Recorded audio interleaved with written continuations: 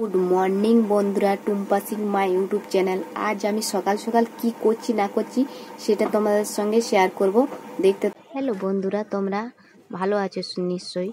তো গরমে কেমন আছো তোমরা আগে বলো।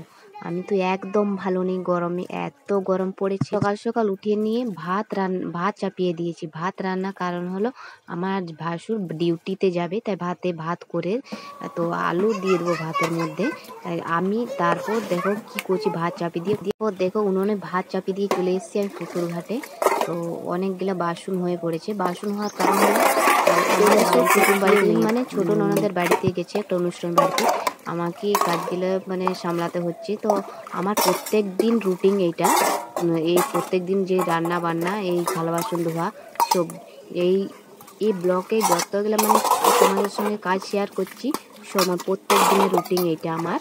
তো প্রত্যেক দিন বাড়িতে কেউ থাকুক নাই থাকুক, এটা আমার প্রত্যেক দিনের রুটিন থাকে। তোমাদেরকে এই জন্য প্রত্যেক দিন ব্লগ দিইনি, তার কারণ কি দেবো বলো তো, প্রত্যেক দিন এই সবই আমি করি, ঠিক আছে।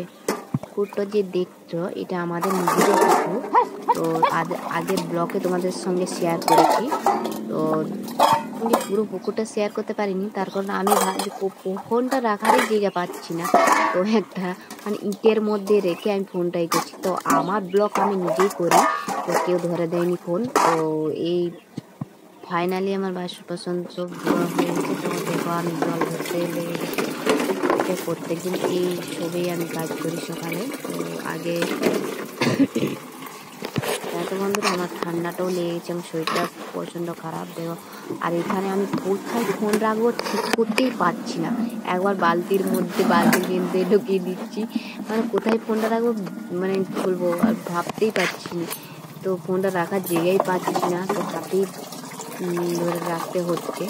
তো তোমাদেরকে শেয়ার করবো, অনেকদিন থেকে শেয়ার করবো আমি সকালে উঠে কি করছি না করছি শেয়ার করবো বলে, তো শেয়ার করাই হয়নি।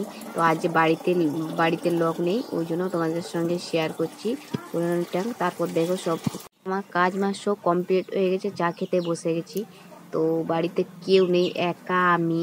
তো দেখো চা করে নিয়ে বসে গেছি চা খেতে, ভীষণ ভালো লাগছে। তো আর আজকে তোমাদেরকে শেয়ার করে খুব খুশি, মানে আমি কি করছি না করছি।